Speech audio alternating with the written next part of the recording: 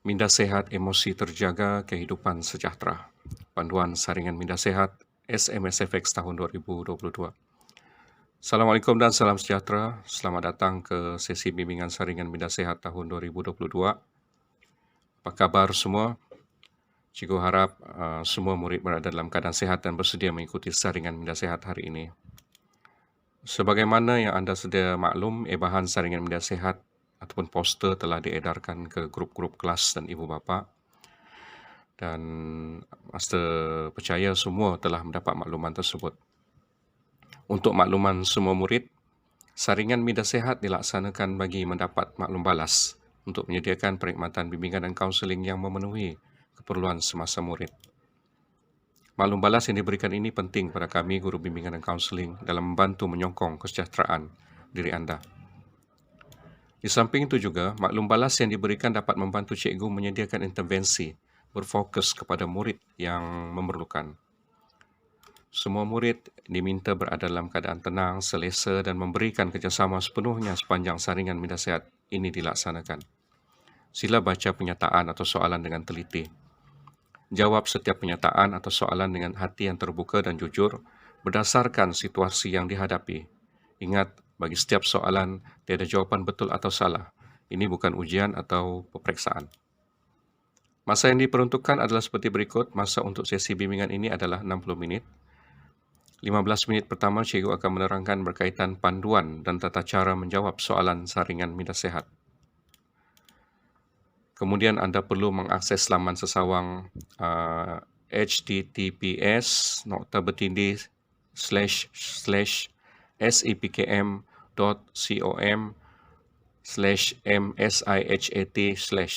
bagaimana yang telah cikgu warkan melalui poster Saringan Minda Sehat.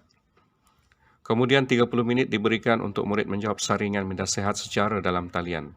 Cikgu akan berada di dalam talian sekiranya anda ingin bertanya atau ingin mendapatkan penjelasan lanjut atau bimbingan individu daripada cikgu. Pastikan anda selesai menjawab dengan baik sebelum sesi bimbingan dalam talian ditamatkan. Sekiranya anda berasa kurang selesa atau terganggu semasa menjawab soalan yang diberikan, sila maklumkan cikgu sedia membantu.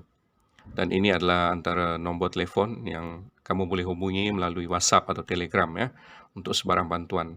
Sepanjang 1 jam nanti bimbingan online diadakan. Okey, ada 3 jenis instrumen yang semua pelajar akan jawab. Yang pertama ialah senarai semak keperluan murid. Yang kedua ialah instrumen PHQ9. Yang ketiga ialah instrumen GAT7. Ketiga-tiga instrumen ini anda perlu jawab. Baiklah, cikgu menerangkan panduan mengakses SEPKM dengan bantuan paparan seterusnya. Mula-mula seperti biasa, tab alamat laman web ini di Google. Kemudian, ataupun untuk mudah, anda juga boleh klik saja link yang telah cikgu edarkan. Kemudian akan keluar paparan sebegini.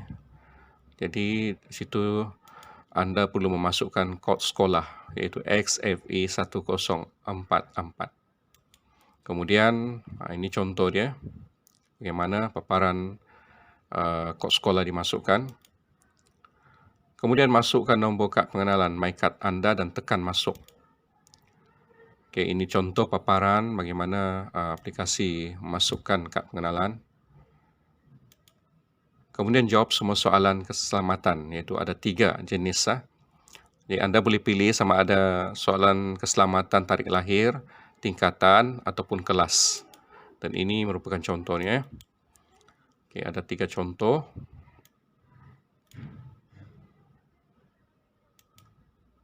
Betulkan semula jawapan soalan keselamatan jika berlaku ralat. Okey, jika ada ralat atau kesalahan, kesilapan, anda betulkan.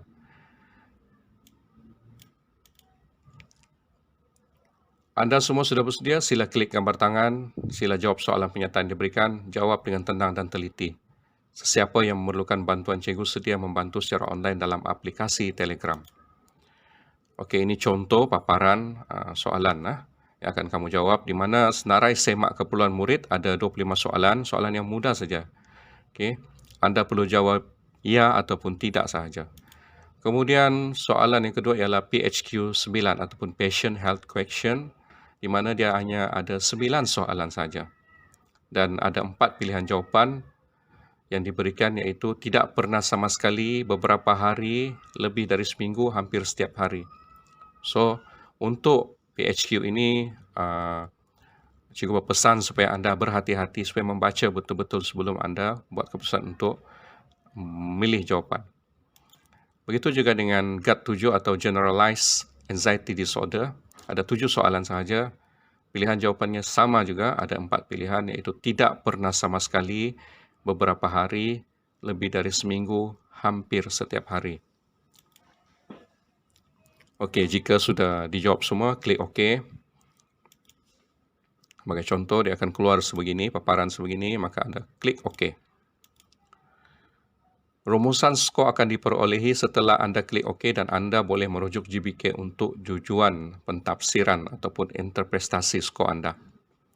Jadi, ini contoh paparan skor. Okay, anda bolehlah snapshot ke, screenshot ke. Kemudian tamat. Sebagai ingatan mesra, sekiranya anda salah mengisi skor dalam sistem anda, perlu memaklumkan kepada guru bimbingan dan kaunseling untuk tujuan proses pemurnian semula. Terima kasih atas kerjasama yang diberikan. Jaga diri dan kesihatan dengan baik. Sekian, wassalam.